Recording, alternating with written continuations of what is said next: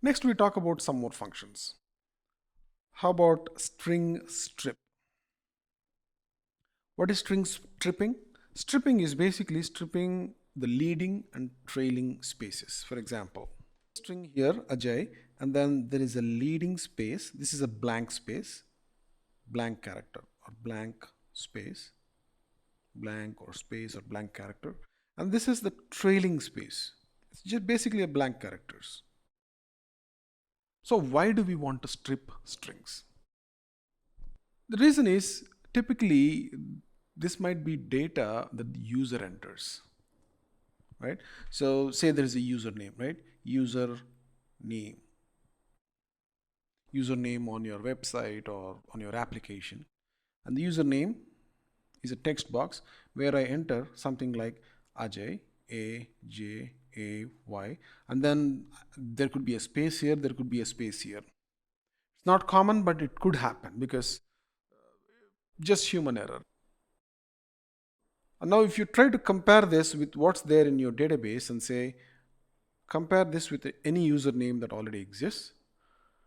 If you're trying to do a direct comparison because of these blank spaces, this string and this string will be different. The comparison will not match. So it throws out an error saying username not found. But in reality, it's just a case of stripping all the blank characters before and after, but not in between though, just before and after. Right? And then when you do that, you're just left out with just the exact string without these leading and trailing spaces, and you can do a quick compare. So let's actually try it in the system. So the function to do this is strip. See that? String dot strip within parentheses. Let's try it in the system. Okay. So let's say name dot strip, enter. Well, it has done its job. So if you look at this, it didn't strip any spaces in between the characters of the string.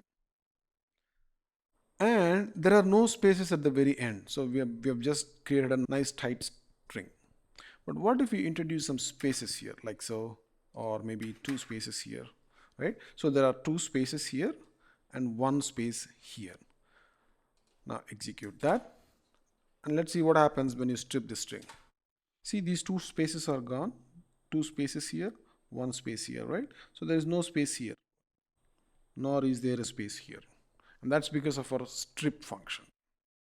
So that's how the strip function of strings work. It just strips the string of blank characters that are at the beginning of the string or at the end of the string. All right, moving on. Okay, let's do a quick quiz here. What is the output of the code above? The code being this one. So what's happening here? Name underscore 1 is Ajay. So there are no spaces here. It's tightly packed. And name underscore 2 is Ajay with trailing and leading spaces. Name2 dot strip. What happens? Name2 dot strip. So this has been stripped, right? And is name1 equal to name2? So this is like, is it equal to name2? Is a double equal to, right? So what will happen now? Will it return a true or will it return a false? Well, I want you to try it in the system. Let's actually try it in the system. Okay, name underscore 1, Ajay. Okay, name underscore 2 is Ajay with leading and trailing spaces. What happens when you do name underscore 2 strip? Okay, this string is stripped of its spaces. Now what happens when you say name underscore 1? Is it equal to name underscore 2? It returns false. Why is that? Both are now equivalent, right? We have stripped off the spaces. So what you see here as name 2 is the same as name 1, right? But why does it say false? Just in case you have a question, you can do something like this. Is Ajay equals to Ajay?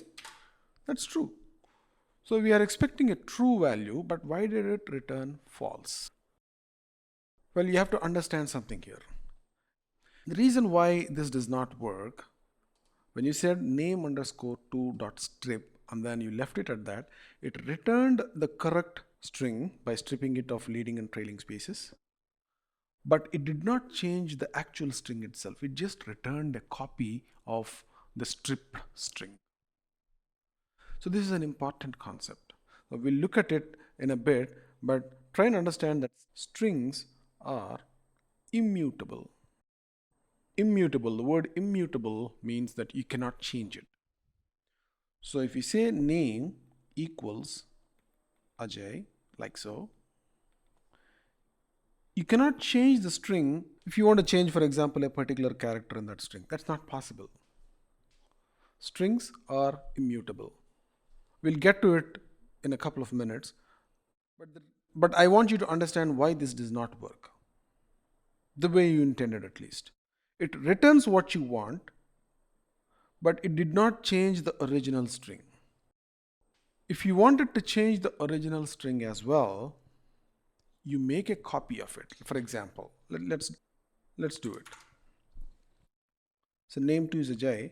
So if you want name2 variable to change, this is what you have to do. You have to again assign what this function returns to that variable. Only in that case will the string change. Actually, the string is not changing. It's getting assigned a new value. So it's a new string is actually being created. Now let's try this. Shift execute, right? Now is name1 equal to name2? It's true. It's because we have changed the name2 string itself. Earlier, we just returned a copy of the changed string of name2, but the name2 variable did not change. Now, after the assignment, the variable itself has changed, and that's why you see that both name1 and name2 are the same. Okay, the output of the above code is false. So the output of the above code is false because we did not actually change the variable itself. But if we had done something like this, name underscore 2 equals name2 dot strip. Now if we ask name1 is equal to name2, the value would have been